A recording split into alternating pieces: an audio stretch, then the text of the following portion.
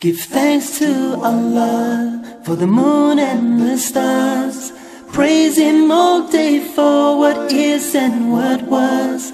Take hold of your iman, don't give in to shaitan. Oh, you who believe, please give thanks to Allah. Allahu Ghafoor, Allahu Rahim, Allahu Yuhibbul Muhsinin. يا أيها الذين آمنوا صلوا عليه وسلموا تسليما. اللهم صل على سيدنا ونبينا وشفيعنا وحبيبنا ومولانا محمد صلى الله عليه وعلى آله وأصحابه وبارك وسلم. يا شان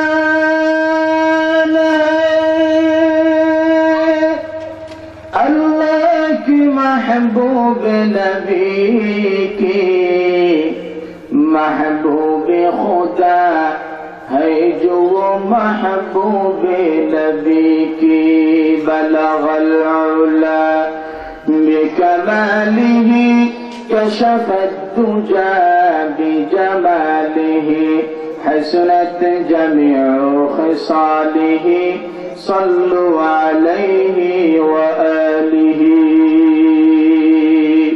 الحمد لله. দক্ষিণ গাবতলা যুব সমাজের উদ্যোগে আয়োজিত আজকের এই তাফসীরুল কোরআন মাহফিলের ভাব গম্ভীর্যপূর্ণ মুহতারাম সভাপতি, উপস্থিত জাতির শ্রেষ্ঠ সন্তান নবীজির কলিজার টুকরা হযরত উলামায়ে কেরাম, সামনে বসা আমার পিতৃ সমতুল্য অত্যন্ত শ্রদ্ধাভাজন মুরব্বী জনেরা ও আমার প্রাণ প্রিয় দামাল কামাল অরুণ তরুণ যুবক ভাইরা, সামনে বসা দিনদার ইমানদার মুসলমান ভাইরা, মাইকের আওয়াজ যত দূরে যায় পর্দার আড়ালের অপেক্ষমান আমার সম্মানিতা মা ও বোনেরা, মহান আল্লাহ রাব্বুল আলামিনের দরবারে আবারও প্রাণ খুলে শুকরিয়া আদায় করি যে আল্লাহ আমাদেরকে এশান নামাজের পরে আবারও এই মাহফিলে অংশগ্রহণ করার তৌফিক দান করেছেন। এই জন্য সকলে প্রাণ খুলে শুকরিয়া আদায় করি আলহামদুলিল্লাহ। ভাইরা আমার, আমি আপনাদের সামনে আলোচনা করতেছিলাম আল্লাহর কোরআন আমাদেরকে দামি করেছেন, আল্লাহর কোরআন আমাদেরকে সর্বশ্রেষ্ঠ করেছেন এবং আল্লাহর কোরআন আমাদেরকে দুনিয়ার জীবনে আমাদের পথ চলার পদ্ধতিটা কি হবে ডিরেকশন দিয়েছেন, আমাদেরকে পথ বাতলিয়ে দিয়েছেন। কোন পথে চললে আমরা শান্তি অর্জন করতে পারবো, কোন পথে চললে আমরা দুনিয়াতেও শান্তি পাবো, কোন পথে চললে আমরা পরকালে মুক্তি পাবো, জান্নাতে যাইতে পারবো, এবং কোন পথে চললে আল্লাহর দিদার অর্জন করতে পারবো, সব কিছুর ডিরেকশন দিয়া আল্লাহ কোরআনে কারীমটাকে নাজিল করেছেন। ঠিক না বেটি? ভাইরা আমার, আল্লাহ রাব্বুল আলামিন কোরআনে কারীমের মধ্যে ইরশাদ করেন, ওয়া নুনাজ্জিলু মিনাল কুরআনি মা হুয়া শিফাউ ওয়া রাহমাতুল লিল মুমিনিন। আল্লাহ রাব্বুল আলামিন বলেন, এই কোরআনে কারীমটা আমি নাজিল করেছি, কোরআনে কারীমের মধ্যে আমি মানব জাতির জন্য কোরআনে কারীমটাকে শিফা হিসাবে নাজিল করেছি। মানুষের শরীরের মধ্যে যেরকম রোগ আছেন, মানুষের অন্তরের মধ্যে অনেকগুলো রোগ আছে।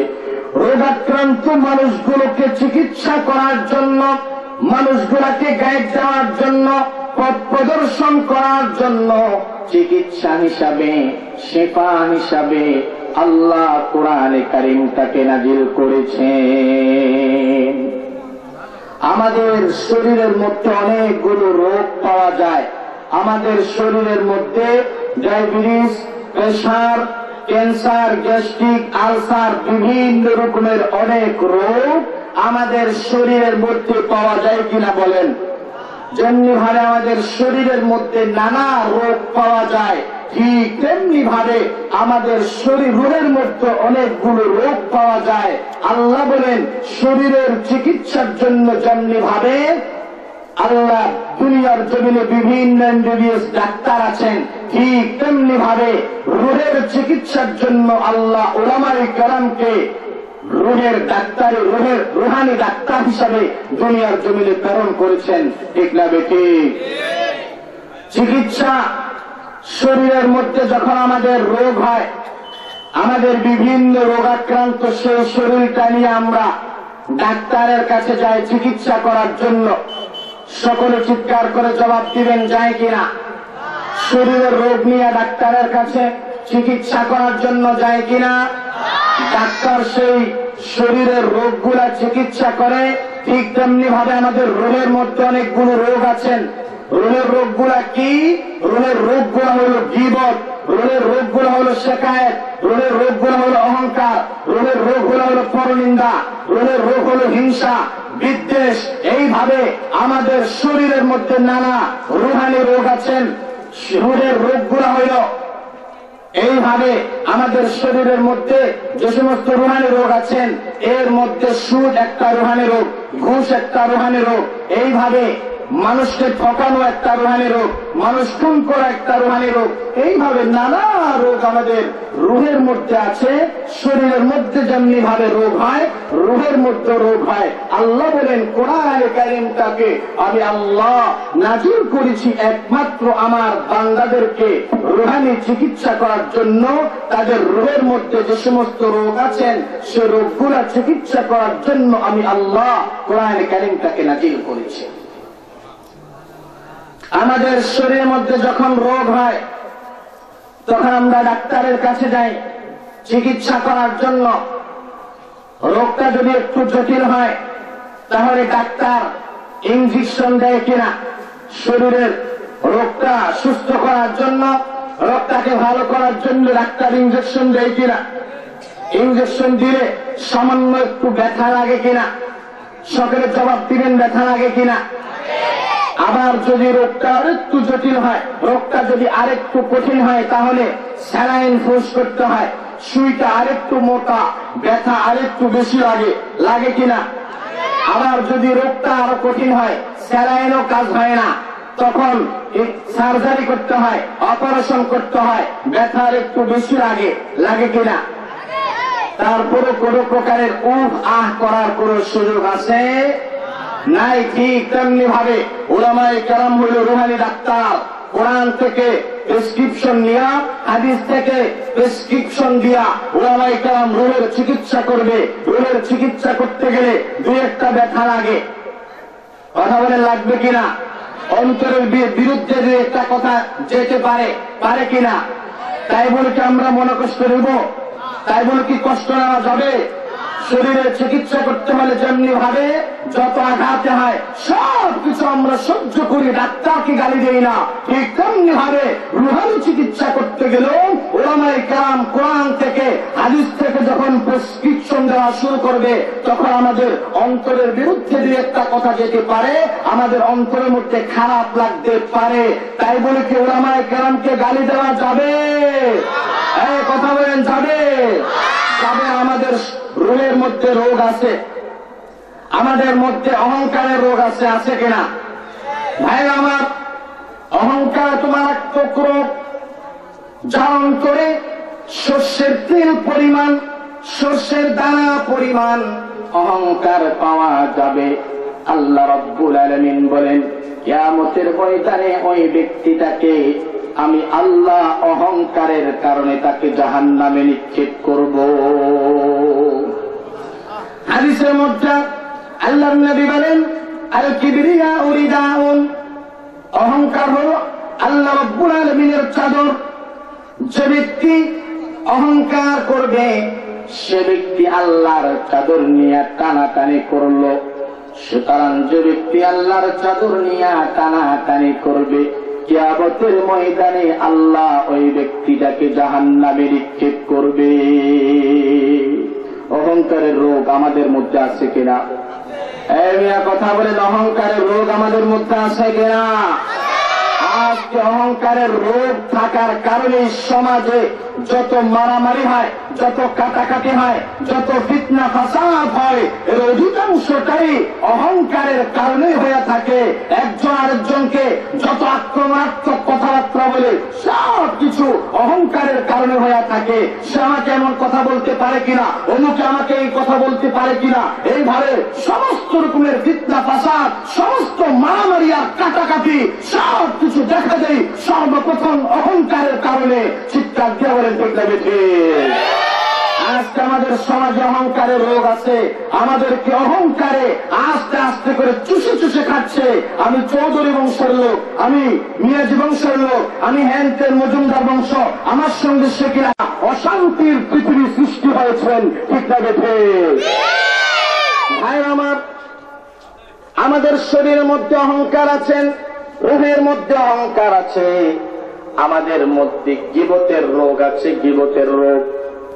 এই মতন আগামীকাল সকাল বেলায় গালি দিবে, হুজুরের ট্রেনেছে কি বয়ান করছে, সুদের বিরুদ্ধে, ঘুষের বিরুদ্ধে, হুজুরটা ভালো না, হুজুরের বিরুদ্ধে যত রকমের ষড়যন্ত্র আছে সব কিছু করবে।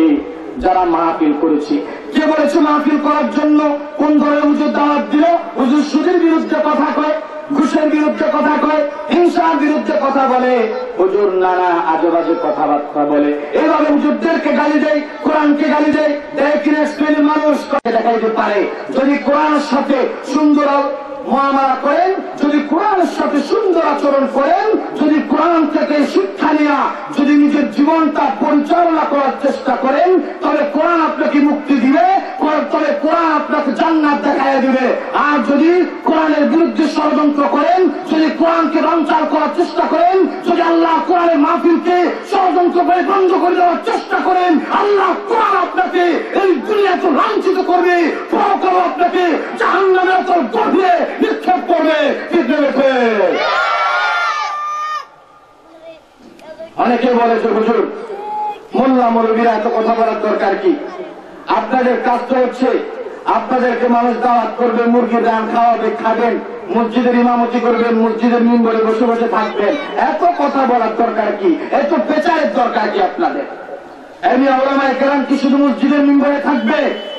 এমনি কথা বলেন, এই সমাজের নেতৃত্ব ওলামায়ে কেরাম দিতে হবে।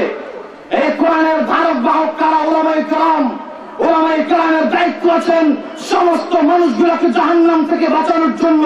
এই ওলামায়ে কেরাম যেমনি ভাবে মসজিদের মিম্বরে নেতৃত্ব দিবেন, ওলামায়ে কেরাম ঠিক তেমনি ভাবে সমাজের নেতৃত্ব দিবেন, ওলামায়ে কেরাম রাষ্ট্রের নেতৃত্ব দিবেন। ঠিক রেখে এদিকে তোমার মেম্বর দিয়ে করিয়ে ইমামতি, ওদিকে বাতিল বলে যায় দেখো সমাজে সভাপতি।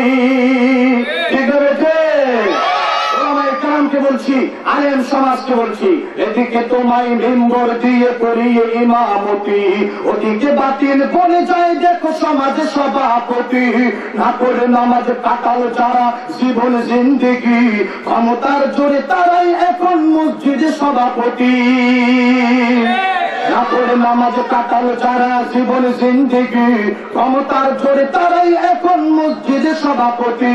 করে ইমামের সাথে যখন যেমন তেমন আচরণ, করে ইমামের সাথে যখন যেমন তেমন আচরণ, করে ইমামের সাথে যখন যেমন তেমন আচরণ, সুযোগ পেলে করতে চাই খুতবা নিয়ন্ত্রণ। আটকাতারে বসতে হবে এজন্য তাদের ফ্যাশন, আটকাতারে বসতে হবে এজন্য তাদের ফ্যাশন। কখনো দাঁড়িয়ে মসজিদে যায় রাজনৈতিক ভাষণ। ঠিক না ঠিক? আল্লাহর আইন কায়েম করতে হলে শুধু ইমামতি নয়, সভাপতিও তোমাকে হতে হবে। মেম্বর থেকে ময়দানে এগিয়ে যেতে হবে, সব বাতিলের চেয়ার গুলো দখলে আনতে হবে। মেম্বর থেকে ময়দানে এগিয়ে যেতে হবে, সব বাতিলের চেয়ার গুলো দখলে আনতে হবে। শুধু খানকাতে বসে পান চিবিয়ে চপিলে তসবিহ দানা, মনে রেখো ইসলাম এভাবে কায়েম হবে না। অন্তর যদি জেগে না উঠে জিহাদি তামান্না, অন্তর যদি জেগে না উঠে জিহাদি তামান্না, তবে খানকাবাজির ভণ্ডামিতে রেহাই মিলবে না। ঠিক আছে? লোক দেখানো ইবাদতের নামে ভণ্ডামি সব ছাড়ো, রাজপথে এসে খোদাদ্রোহীর কণ্ঠ চেপে ধরো। ঠিক আছে? লোক দেখানো ইবাদতের নামে ভণ্ডামি সব ছাড়ো, রাজপথে এসে খোদাদ্রোহীর কণ্ঠ চেপে ধরো। বীর ওমরের অনুসারী যদি পরিচয় দাও, নির্যাতিত জনগণের পাশে এসে দাঁড়াও। বাংলাদেশে নবীর শাসন কায়েম করতে হলে শুধু পীরগিরি নয়, নেতাগিরিও তোমাকে করতে হবে। ঠিক আছে? মেম্বার থেকে ময়দানে এগিয়ে যেতে হবে, সব বাতিলের চেয়ার গুলো দখলে আনতে হবে। ওলামায়ে কেরাম শুধু মেম্বারে থাকবে না, সমস্ত বাতিল শক্তির সমস্ত চেয়ার গুলো দখল করতে হবে। ঠিক আছে? যারা ইমামতির দায়িত্বে আছেন, যারা মসজিদ মাদ্রাসায় আছেন, তারা শুধু ইমামতি নিয়ে থাকলে চলবে না। বাংলাদেশের সমস্ত সেক্টর গুলা ওলামায়ে কেরামকে দখল করতে হবে। ঠিক আছে? মেম্বার থেকে ময়দানে এগিয়ে যেতে হবে, সব বাতিলের চেয়ার গুলো দখলে আনতে হবে।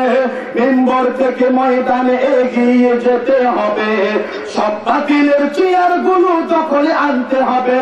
মেম্বার থেকে ময়দানে এগিয়ে যেতে হবে, সব বাতিলের চেয়ার গুলো